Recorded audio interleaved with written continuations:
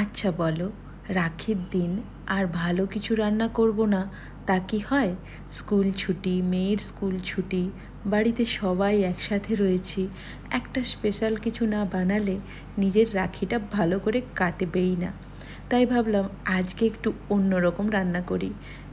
সকালের ব্রেকফাস্টটা আমার বরাবরই খুবই প্রিয়, কারণ ব্রেকফাস্ট আমার বাকি সব কটা মিলের থেকে বেশি প্রিয়। তাই আমি ব্রেকফাস্টে স্পেশাল কিছু বানানোর সুযোগ পেলে আগে করে ফেলি। তাই আজকে ভাবলাম বাঙালি আর গুজরাটি মিশিয়ে একটা খাবার বানাই। আমের রস, যেটা কিনা গুজরাটিদের ফেভারিট খাবার, আর তার সাথে বানাই মশালা পরোটা। পরোটার সাথে আমের রস, এই কম্বিনেশনটা কিন্তু খুব ভালো লাগে। তাই আজকে আমি তাজা তাজা পাকা দুটো আম প্রথমেই ধুয়ে কেটে সেটাকে মিক্সিং বোলে নিয়ে পুরো পেস্ট বানিয়ে নেব। আমের আটিগুলোকে পুরো এরকমভাবে পুরো আমের কাঠটা বার করে নেব, দিয়ে সবটা মিক্সিং বোলে দেব। তার সাথে অ্যাড করব কিছুটা দুধ। যেহেতু আমার কাছে ক্রিম ছিল না, ফ্রেশ ক্রিমটা থাকলেও খুব ভালো হয়, একটা ভালো ক্রিমি ক্রিমি ভাব আসে, বাট দুধ দিলেও চলে। আর সাথে মিষ্টির জন্য দিলাম একটু কনডেন্স মিল্ক। ব্যাস সবকটা একসাথে পেস্ট বানিয়ে নিলেই তৈরি আমের রস।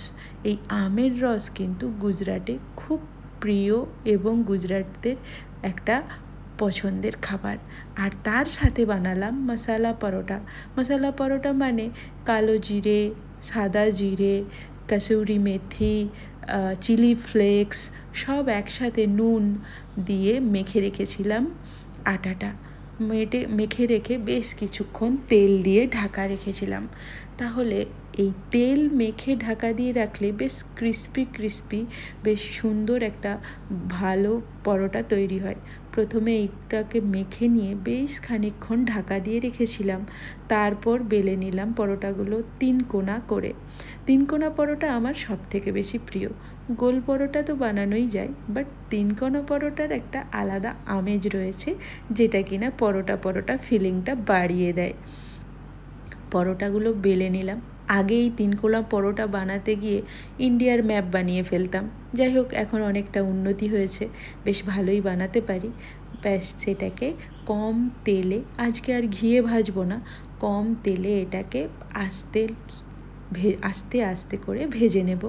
কারণ এখানে বেশি ফ্লেমে ভাজলে কিন্তু হবে না, কম ফ্লেমে ভালো করে ভেজে নিলেই কিন্তু রেডি হয়ে যাবে আমাদের এই মশালা পরোটা।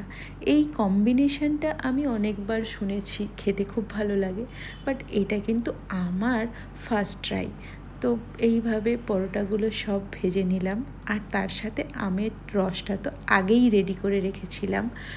টোটাল কম্বিনেশনটা দেখতে তো খুবই সুন্দর হয়েছিল, আর বাড়ির সবার এটা খেতেও খুব ভালো লেগেছে। কারণ এরকম একটা রেসিপি নতুন ধরনের, আর গুজরাটিদের যেহেতু ফেভারিট, তাহলে অন্য দেশের, অন্য রাজ্যের একটা খাবার ট্রাই করাও হয়ে গেল। সব মিলিয়ে আজকের রাখি স্পেশাল ব্রেকফাস্টটা আমার বেশ ভালোই কেটেছিল। আর তার সাথে আমি বাঙালি, আমি যদি একটা রসগোল্লা না খাই, আমার মনে হয় যে খাওয়াটা ইনকমপ্লিট থেকে যাবে। তো পরোটা, গরম গরম পরোটা, তার সাথে ঠান্ডা আমের রস, আর হচ্ছে রসগোল্লা, এটা দিয়ে ব্রেকফাস্টটা সারলাম। তোমরা আজকে ব্রেকফাস্টে কী করেছিলে আমাকে জানিও কিন্তু।